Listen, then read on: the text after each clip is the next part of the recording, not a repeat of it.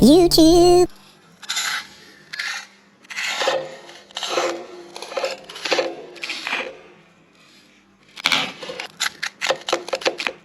Hiya, my name is Stephen, and today I'm going to be looking at this thing, the Pocket Operator PO-33. If you've been making any kind of electronic music over the past 10-ish years, you've almost certainly come across the Pocket Operators. But if you haven't, they're basically pocket-sized music making devices. There's a whole bunch of different versions of them, each with their own corresponding sound set. For example, there was a bass synthesizer, a kind of lead synthesizer, and a whole bunch of strange ones that had noises from offices and arcade games and all that kind of thing. Whilst the Pocket Operators have been around for ages and everybody kind of knows what they are, or at least has come across them in some form, there's been a bit more attention over the past year or so for the PO-33 specifically, and that's because unlike the older Pocket Operators, which had a fixed bank of sounds, so for example if you had the bass synth version, it was really just bass sounds, these allow you to sample in and then manipulate the sound, and that ostensibly makes them way more useful than the older ones were. I actually had one of the original Pocket Operators, which was the PO-14, I think, and if memory serves, that was the bass one, and I got it because I had some shop credit at Guitar, and the question was, do I get MIDI cables or do I get this wee sound making device? So I obviously got the Pocket Operator. However, it didn't turn out to be all that useful or even all that fun for travelling about, because even though it was pocketable and I could take it places, the fact that it was just a bass synth meant that I was only able to make bass lines really, and I could sequence them and everything and add some effects, but the novelty of that quickly wore off. The other reason I had it in the first place was to try and use it as a sound source in the studio. My grand plan was to hook it up with my Game Boy and maybe play with it live or see how they work together. But that didn't really work either because the sync options are fairly limited. There's no MIDI input and the keys aren't really designed for playing live, or at least they're not the best for playing and improvising with, so I didn't like it and I got rid of it. However, I've been intrigued by the PO-33, especially seeing lots of other people talking about how great it is, and so because this is sample based, I decided it was time for me to give the Pocket Operators another try, and that's what I'm doing in this video. I'm not going to explain all the functions because that's pointless, like 1,000 people have done that already, but the basic gist is you have a wee mic up here. I think it's up there. Wee mic up here. You have a line in so you can record in. You have a basic sequencer. You have a bunch of effects, and then you also have 2 rows which are melodic and you can pitch the samples, and then you have 2 rows of banks which are one-shot drum samples, and that's it really. That's the gist of it. So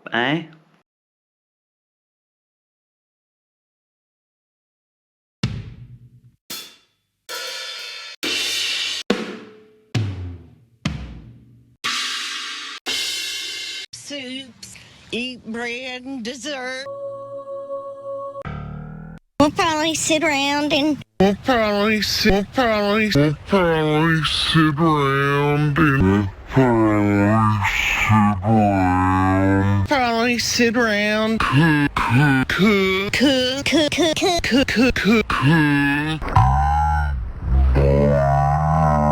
just get all fat and sassy.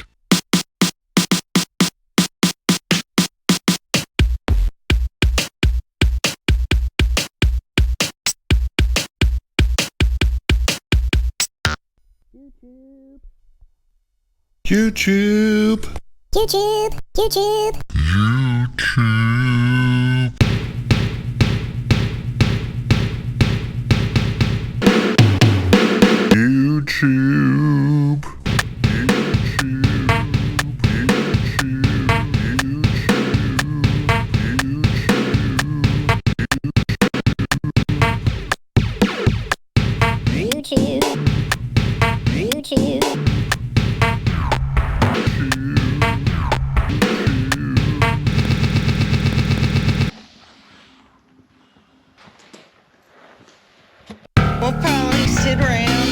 we'll probably sit around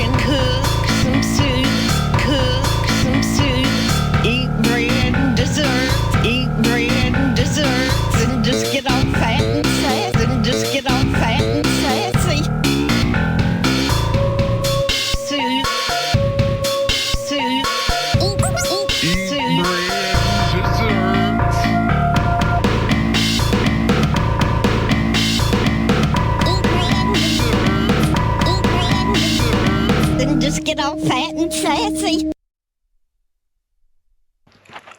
So far, so good with the PO-33.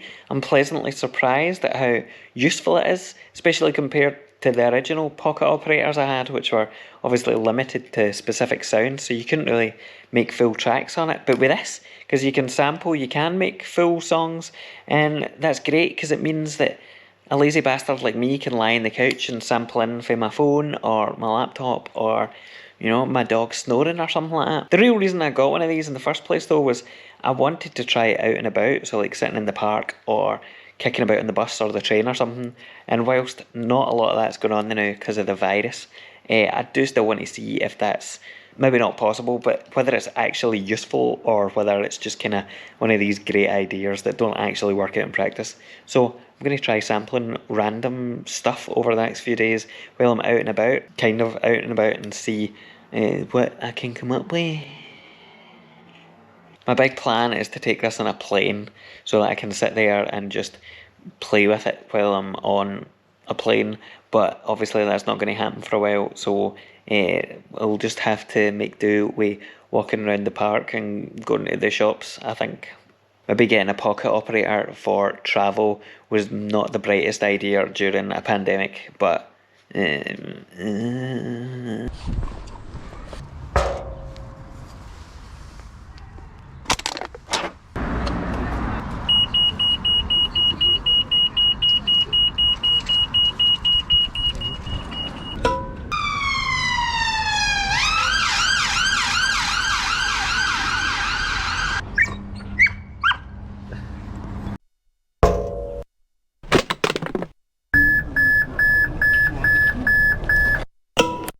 Steven. Steve.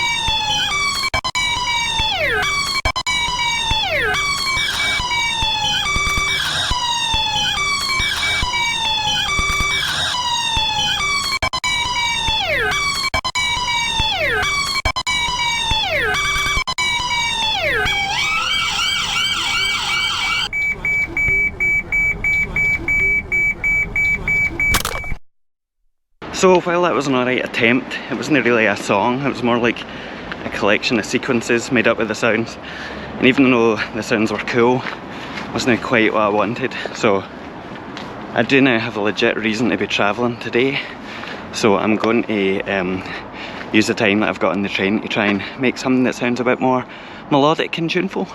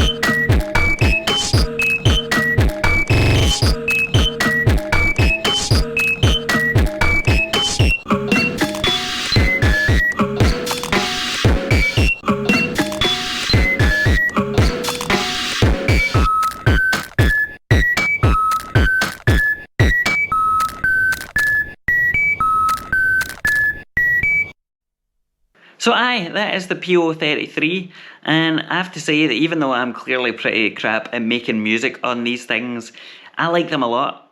They're way more fun and way more usable than the original pocket operators were, for all the reasons I've mentioned. You don't need different pocket operators to do different sounds and have to faff about with linking them all together. You can make full tracks, or at least song ideas, with just a single thing by recording a whole manner of strange things you find about the real world. And that's really good fun to play with.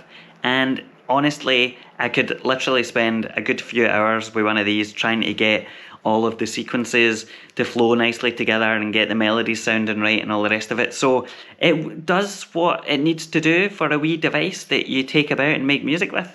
If, like me, you've used the pocket operators before in the past and weren't all that impressed because of how limited they were, then you might do well to try the PO-33 because it's quite a different experience to what they used to be. One other thing to note, actually, if you are interested in the PO-33, is that whilst this is the original one and it's got kind of stock samples that come with it, there's also a few special editions. So I think it's called the PO-133. It replaces the stock samples with samples taken from Street Fighter arcade games, and it also has kind of cool artwork and different animations and stuff. There's also another one that is similar but uses Mega Man samples and Mega Man animations. So if you're interested and want something a wee bit different from this, maybe a wee bit more jazzy, then take a look, because you might find that you prefer the stock sounds that come with the Street Fighter version. I mean, who wouldn't? It is worth noting that it doesn't really matter which one you get because they all sample in, and even if you overwrite the samples that come with it, you can factory reset it and they all come back, which is pretty amazing, really. That's it, I have nothing more to say and I don't know how to finish this video, so I'm probably just going to cut myself off.